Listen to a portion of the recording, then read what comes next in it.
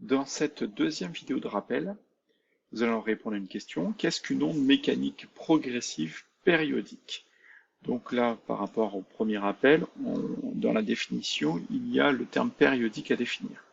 Donc l'onde mécanique progressive, c'est toujours, comme on l'a vu avant, le déplacement d'une perturbation dans un milieu matériel sans transport de matière avec transport d'énergie. Mais maintenant, il y a le terme périodique à définir en plus. Donc c'est toujours une onde mécanique progressive dont la perturbation se répète identique à elle-même. Voilà la définition du terme périodique. Ça se répète identique à elle-même. Donc la perturbation va se répéter. Ça veut dire qu'on va avoir, en fait, on va parler de deux périodes. On va parler d'une double périodicité. C'est-à-dire qu'il y a quelque chose qui se répète deux fois, deux caractéristiques qui vont nous permettre de représenter, de schématiser, de définir l'onde mécanique progressive périodique. La première, c'est la longueur d'onde. La longueur d'onde qui sera la plus petite distance séparant deux points dans le même état vibratoire. Donc ces deux points, par exemple, qui sont ici deux points de la corde, que l'on secoue de façon répétitive pour avoir bien une onde mécanique progressive périodique, eh ben, vont être séparés d'une certaine distance, et c'est la longueur d'onde. Pourquoi? Parce que le point A est dans un certain état vibratoire, c'est-à-dire il est au sommet dans sa position maximale, et le point B identique. De même donc, et c'est bien la plus petite distance séparant deux points qui sont au sommet, donc c'est la longueur d'onde, la plus petite distance séparant deux points du milieu qui sont en phase ou dans le même état vibratoire. Donc on aurait pu prendre aussi deux minimums, on aurait pu prendre le point ici et le point là, et on aurait la longueur d'onde aussi. Maintenant la période ou période temporelle. Donc la longueur d'onde est aussi appelée période spatiale. Donc c'est une longueur, c'est une distance à longueur d'onde. La période temporelle, ben, c'est une durée. Donc elle va être en secondes. C'est la plus petite durée séparant deux perturbations identiques d'un même point du milieu. Donc ici, il faut se méfier, ce ne sont pas les mêmes graphiques. Ici, là, on avait un axe des abscisses qui était gradué en x, c'est-à-dire en mètres. Donc on lisait bien une distance entre A et B, donc la longueur d'onde. Ici, l'axe, c'est un temps. Donc on va mesurer une durée qui s'écoule ici. Et vous voyez qu'il y avait le point A et le point B ici. Et là, il y a le point A et le point A. Ça veut dire qu'en fait, là, on ne fait qu'étudier le mouvement du point A.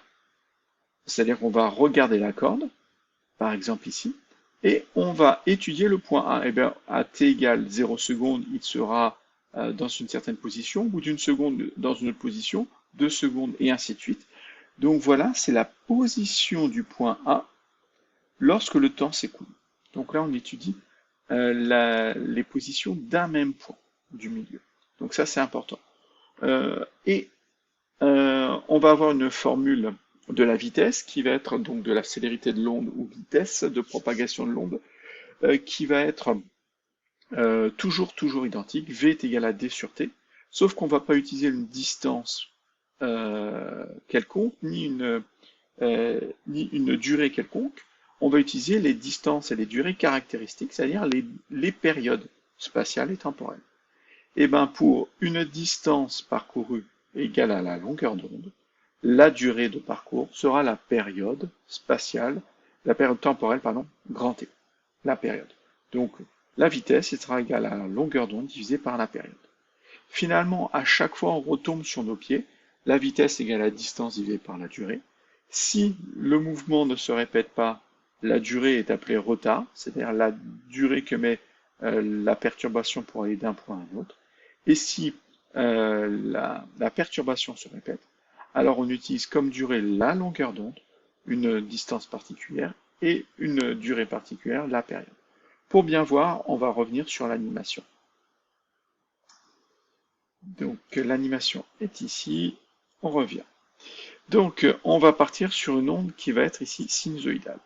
Donc on a bien une perturbation qui se répète.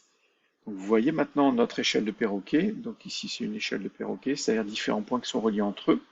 Et le mouvement d'un des points entraîne le mouvement des autres. Et donc, on a bien un déplacement d'une perturbation. Donc, ici, qu'est-ce que je vais pouvoir faire? Eh bien, vu que mon axe des abscisses est gradué en mètres, je vais pouvoir mesurer la longueur d'onde. La longueur d'onde, c'est la distance entre deux points, la plus petite distance entre deux points dans le même état vibratoire. Le même état vibratoire, c'est-à-dire dans le... Donc là, on voit que la courbe est en train de redescendre, la courbe est en train de redescendre. Ben, les deux points rouges sont séparés de la longueur d'onde. Donc ici, la longueur d'onde serait, alors je ne sais pas si c'est gradué en centimètres ou millimètres, c'est en centimètres.